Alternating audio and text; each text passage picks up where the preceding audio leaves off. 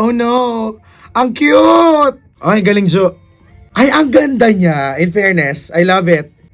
Ang lakas niyang LSS, in fairness. Baka ito talaga gawin namin na challenge kasi medyo nahirapan ako sa pantropiko ng ng bahagya ng konti. Alam mo naman, medyo nagkakaedad na tayo, so namimili na tayo ng challenge na medyo mas madali.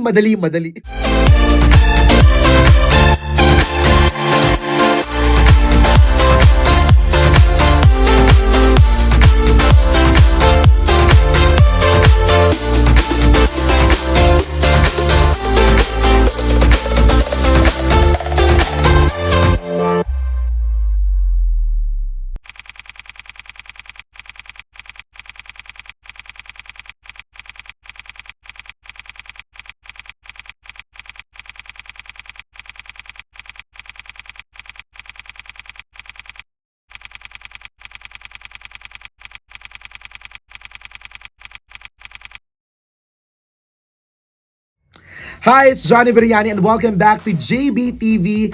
Ngayon sa ating panibagong video. Sa mga hindi pa kakilala sa akin, I'll introduce myself again. Ako po si Johnny Veriani na radio presenter na napapakinggan dito sa Tag 91.1 Dubai, United Arab Emirates. And napapakinggan ako sa show na Tag Pack Up na. Umi-air yan weekdays from 4 to 9 p.m. dito sa Tag 91.1. Of course, biniplay natin dito karamihan ng mga OPM songs na talagang na-miss nating pakinggan back in the Philippines. For today, meron tayong gagawing panibagong music video reaction, this time sa P-pop group na BINI. Dahil ang BINI nga naman nag-release ng kanilang first EP na Tala Arawan ngayong International Women's Day, Friday, March 8. Actually, ang dami ko nang nakikita ng iba't ibang mga comments sa iba't ibang mga songs na na-release. Hindi ko pa napapakinggan yung iba.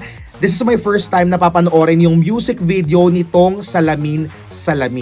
May mga nakikita kong comments na gusto nila yung ibang mga songs din. Wait lang, basa ako ha. Yung Diyan Ka Lang. Tapos may tawang-tawa akong nag-post ng parang meme. Sabi, kasi di ba may song ang BINI na wag muna tayong umuwi. Now, of course, ginamit na theme song sa An Inconvenient Love, di ba, starring Don Bell. Tapos sabi niya, ayaw nyo talaga kami pauwiin na kasi meron wag muna tayo umuwi tapos meron din Diyan Ka Lang na ito nga kaka-release nila. And so, nag-release sila Salamin, ang huling Chacha, Diyan Ka Lang, tsaka Nana, Nandito Lang. 'Di ba? So, yan, panoorin natin ang music video ng Salamin ngayon. Here we go! Maganda kayo yung intro niya. Gusto ko pa rin yung Lagi. Ang ganda ng graphics ng ABS-CBN logo dun sa Lagi. Parang yun pa rin yung pinaka-favorite ko na graphics. Yung transition ng logo sa start ng music video or first frame ng MV. Ganda ni Maloy. Parang hindi na active yung yung kamukha niya sa startup. Si Kang Hana. Parang hindi na ganong active. Pero hawig na hawig ni Maloy yan. Ganda.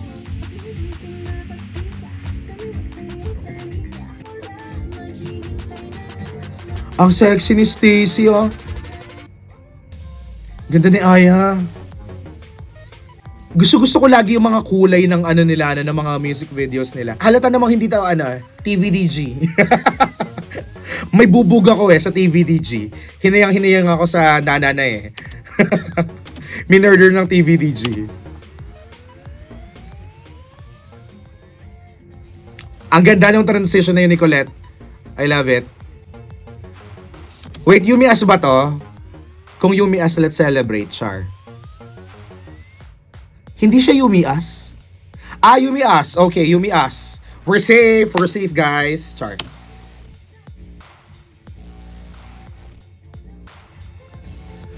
Pwede rin siyang TikTok challenge. I think papatok. Well, happy tayo sa success ng Pantropiko Dance Challenge.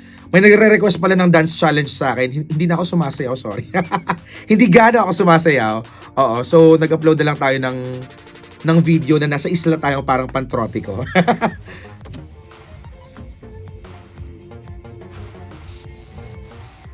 Oh no! Ang cute! Maganda yung kulay talaga. Framing, makeup, styling. Si Mika may vibe siyang parang kailangan niya ulit makasama or maging cast sa isang show, kahit limited series, ganon. May ganon siyang vibe for me. Well, nakasama siya sa He's Into Her, pero parang very quick lang naman siya. Pero may vibe siyang ganon. Nakikita ko parang, well, uso naman sa mga idols, right? Even sa Korea. So, may vibe na ganon si Mika. Sana magpatuloy or may mga susunod after He's Into Her.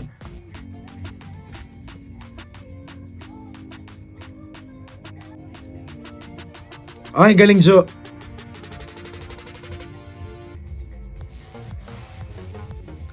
Ay, ang ganda niya. In fairness, I love it.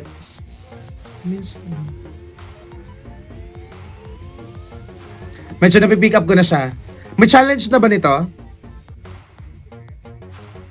Gusto ko yung back-to-back ni Mika and Stacy. Ang galing niya.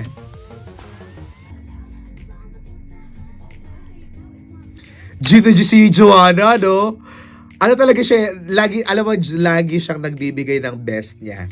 Kahit hindi, kahit hindi music video, kahit performance, talagang 100% lagi siya. Eh! Alam mo, paborito ng friend ko si Gwen. Para daw siyang America's Top Model. Pwede siyang Ay!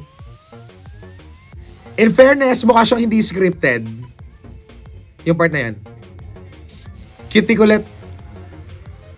Kamukha ni Sarah J. si Sheena talaga, no?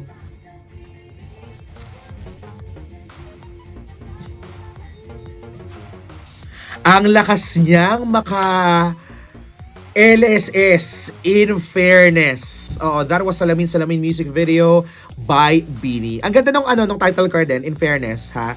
So ayan, as I record this video, meron siyang almost 80,000 views on YouTube. Ito ay composed ni Mart Sam Emanuel Olavides ng Flip Music. Puro Flip Music, 'di ba? John Michael Conchada, Paula Rose Alcacid, Paulo Miguel Arañese. Tapos inarrange din ni Matt Olavides ng Flip Music. Ang ganda, maganda siya, and madali siyang maka-LSS. Madali siyang maka-LSS. I'm looking forward kung magkakaroon dito ng dance challenge or ng parang salamin-salamin challenge on TikTok kasi mukhang baka ito yung gawin na lang namin. Baka ito talaga gawin namin na challenge. Kasi medyo nahihirapan ako sa pantropiko ng bahagya ng konti. Alam mo naman, medyo nagkakaedad na tayo. So, namimili na tayo ng challenge na medyo mas madali. Diba? So, I think itong salamin-salamin, baka gawin namin to kung sakasakali na magkakaroon na ng challenge. Check ko online kung magkakaroon ng challenge, no. So ayan nga, ang bilis niya maka-LSS. Ang Beanie meron silang parang meron silang signature sound na kahit na may mga susunod silang kantang ma-release, alam mo pa rin yung may difference pa rin, 'di ba? Hindi ko ganong ma-explain ng maayos, pero kasi busog na busog ako ngayon and medyo inaantok ng konti, ang dami kong ginawa. Pero meron silang signature na sound talaga ang Beanie na kapag napakinggan mo yung kahit isang verse lang, alam mong Beanie yung kumanta, alam mong Beanie yung nag-perform. May signature sound silang ganon na for me edge nila kasi trademark nila yun na sana hindi magbago, 'di ba? Basta wag na lang gagamitin ulit or basta wag na lang ulit kukunin yung TVDG na gumawa ng music video. May bubog pa rin ako hanggang ngayon. Oo. May 1 year na ba? May 1 year na yata yun. Pero nagustuhan ko itong salamin-salamin ng Beanie. Ito lang ba may music video sa EP nila? I think ito lang, no? Oy, kanina pala nag-perform na sila sa Showtime. I love it. Oo. Alam mo, ito yung maganda sa sa Showtime. Lagi silang... Ang ASAP kasi minsan delayed di ba? Maganda sa Showtime. Nakakapag sila agad, nakakapag-perform agad sila. Yes, so far sa EP nila, ito yung may official music video, Salamin-Salamin, na nagustuhan ko talaga. Pero kailangan ko munang pakinggan siguro yung iba pang mga songs para may masabi ako kung ano yung pinakagusto ko dito sa EP nila. Kasi maliban dito nga sa Salamin-Salamin, meron pa silang 3 Tama ko, di ba? Meron pa silang 3. So yun, check natin yun. Pero so far, ang lakas ng dating nito sa akin. And very radio-friendly siya. Kaya sure ako mapapakinggan nyo yan dito sa tag.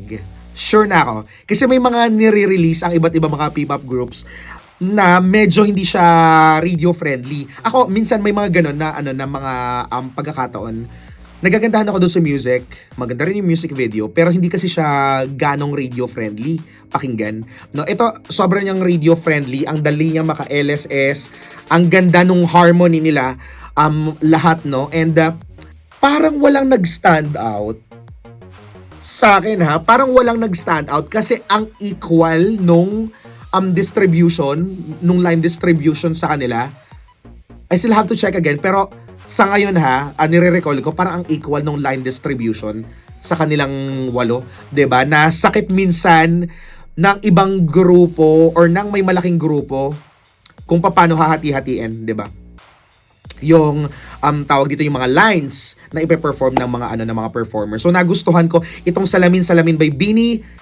Abangan nyo na yan dito sa tag. Sure ako mape-play na yan. Hindi ako ang music manager dito, pero sure ako nung napakinggan ko, mape-play yan dito sa tag. And before I say goodbye, alam mo, gusto ko lang sabihin, kasi di ba na-meet naman natin ang Beanie. One of my favorite jokes of all time sa buong buhay ko, yung joke ko kay Stacy, di ba? Yung nag-knock-knock joke ako sa kanya ng pangalan niya, tapos kinanta namin together yung Stacy Shete ng Sex Bomb, di ba? Or sa GMA, di ba? Na pinalabas before. So, yan, na-meet ko kasi sila, tapos napapansin ko pa rin naman sila once in a while online, no? Masasabi kong gusto ko yung bond nila.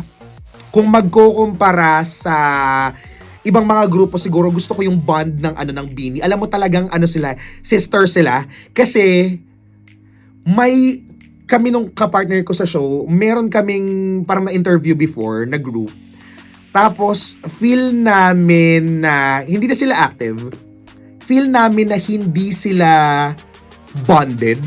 Alam mo yon, parang hindi sila close. Ang hirap nun kasi of course kayo, nasa grupo kayo, dapat bonded kayo, close kayo, 'di ba? Kasi kayo magsasama-sama, 'di ba? Hanggang sa kung saan abutin ang group at the same time, 'di ba? Kung tumagal ganyan.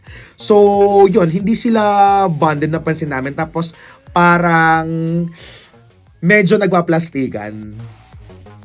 Ganon. Medyo may mga ganon. May ganon kami na feel. Hindi ko alam kung ganun yung nangyari, kung bakit hindi na sila ganong active. Pero nasayangan daw ako dun sa grupo kasi may potential naman pero yun lang, pansin namin na hindi lang sila close. Ganon. Unlike Beanie, na makikita mo talagang very close talaga sila. Oo, na of course parang naging malaking factor yung pinagsama-sama sila. Of course, dati, 'di ba, sa isang house, ganyan. Tapos nakakatuwa na makita kasi 'di ba may mga girls minsan na alam mo 'yun, nagpaplastikan, nag-aaway, nagtatarayan. Wala kang ganong vibe na makikita sa Beanie. So maliban sa musicality nila, maliban sa tinatamasan nila ngayon na hype, natutuwa ako. Congratulations sa inyo guys. Kasi sobrang deserve niyo yung hype ngayon. Nakikita ko yung reach ninyo kasi minomonitor namin yan dito. So nakikita namin yung reach na sabi namin, uy, ang galing ng ng trajectory ng Beanie ngayon. Ang ganda ng momentum ng Beanie ngayon. So sana ma-maintain yung momentum. So ayan, congratulations sa inyong lahat at sana magpatuloy pa, 'di ba, yung pagre-release ng mga magagandang songs, magagandang mga music video, tsaka yung bond niyo, promise. Nakikita niyo naman yan, Blooms, 'di ba? Sa mga behind the scenes siguro ng ng mga music videos, yung mga contents nila, mga soft contents, mga TikTok, ganyan, mga stories, 'di ba? Sobrang bonded sila. So, ako I am really looking forward for more promotions dito sa Beanie. Good promotions kasi they deserve it. Sobra, 'di ba? And sana magkita-kits ulit kami soon. May nagtatanong pala sa akin sa TikTok kung si Aya pa rin yung bias ko. Yes. Okay, bias ko pa rin si Aya and alam niya yan since 2021. Maloy ang record ko, pero lahat sila gustong-gusto ko and sana ma-meet ko ulit sila. Last na meet ko sa kanila parang 2 years ago nung nanood ako ng Tugatog. So sana makita ko ulit sila at makita sila at ma-witness mag-perform ulit. O siya, that's it for our video today. Maraming salamat for joining me. Medyo sabaw-sabaw na ako ngayon kasi ang dami kong ginawa, dami kong ni-record. But I hope to see you sa susunod nating video. Don't forget to click like, hit the notification bell, and subscribe for more chika and videos natin sa mga susunod na pagkakataon. And magpapa-Gcash ako. Tatansyahin ko lang kung anong video, pero magpapa-Gcash tayo sa mga susunod nating video. Baka pang 100 na webisode ko na lang. Let's see ha. Pero para nga updated ka, click the subscribe button and the notification bell. Ha? O siya, my name again is Johnny Beriani. Hopefully magkita-kits ulit tayo sa susunod nating chika. Ingat lagi and see you soon. Bye-bye!